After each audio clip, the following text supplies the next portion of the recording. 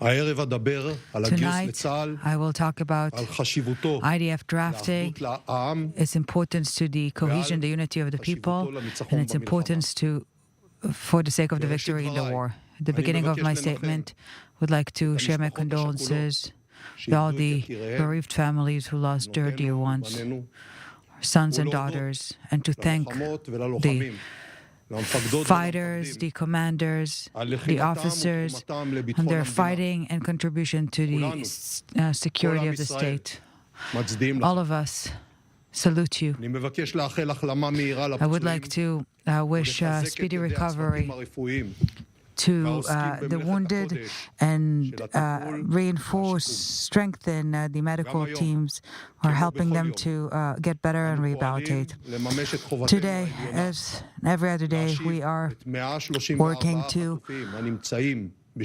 fulfill our utmost priority of bringing back the 134 hostages back home to their families.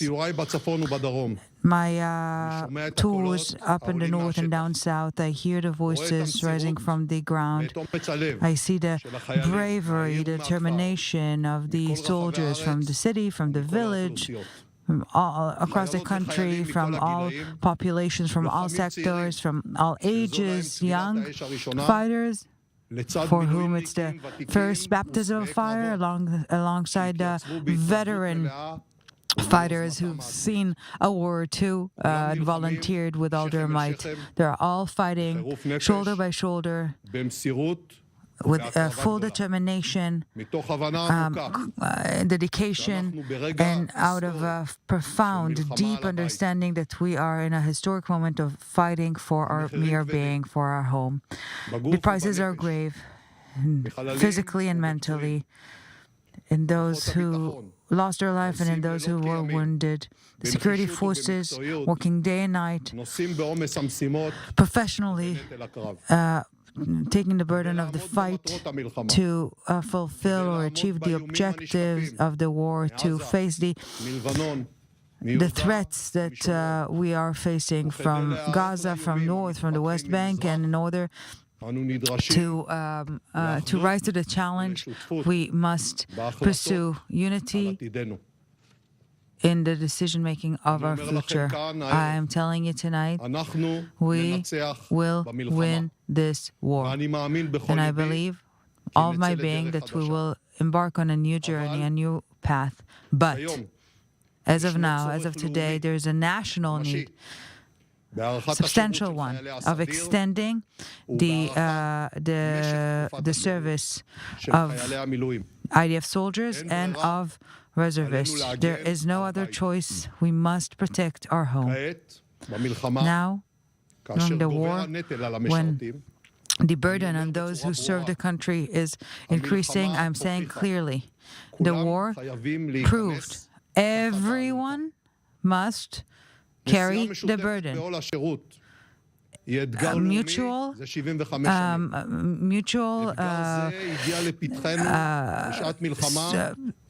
service of all sectors of society is crucial.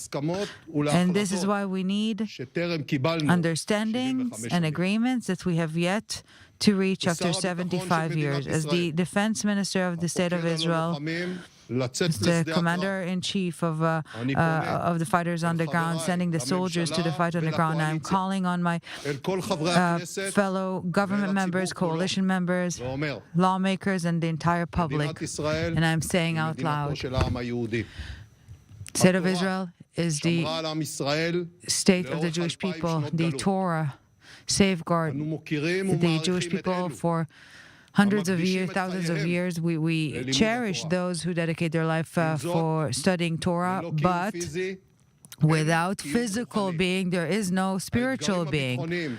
The security challenges that we are facing prove everyone must carry the burden, share the burden, all sectors of society, all parts of the population. In recent weeks, met the Prime Minister, the leader of the National Unity, other key members of the coalition, and also the leaders of the ultra-Orthodox parties. What I told them, I'm telling you tonight here. We can, and it is important to reach an agreed draft outline, including the ultra-Orthodox society. We do see them contributing to the war effort already. I'm calling on the Prime Minister to pursue a joint bid of all the coalition parties to reach about an agreement over the draft law, and I presume, or I hope, that some elements of the opposition will join this potential outline. Every draft bill that will be agreed on all those parties of the emergency government will be agreed by me. I will agree to, but without an agreement of all coalition members, the defense establishment, the security establishment that I'm heading will not support the bill. It's not a matter, it's not a partisan matter, it's not a sectorial matter, it's a national matter, security matter of utmost priority and importance. We must take example and take our strength, our power, our might from these soldiers themselves. This is time for unity, for mutual efforts. We all of us must protect our home together. Only this is our way to achieve victory. This is our path to victory and of safeguarding Israel's strength and unity. תודה רבה.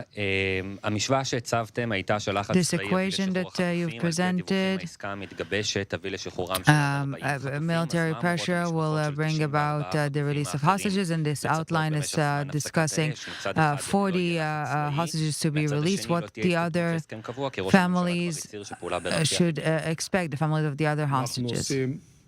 We do whatever we can, every effort that we can do in order to bring back the hostages. The equation that we have formulated brought about military pressure throughout the war, triggered that first we saw 110 hostages being released alive, brought back alive, and I think that military pressure will continue to bring more hostages, and I believe we will be able to bring them all.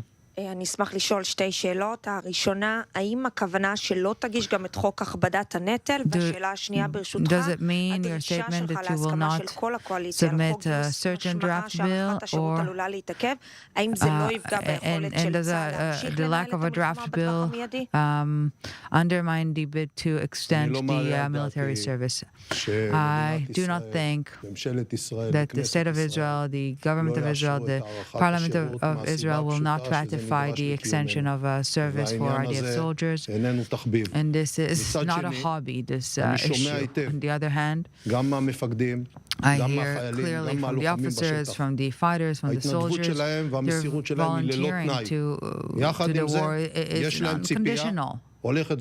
And yet they do have increasing expectation that everyone will carry the burden, everyone will take part of the effort.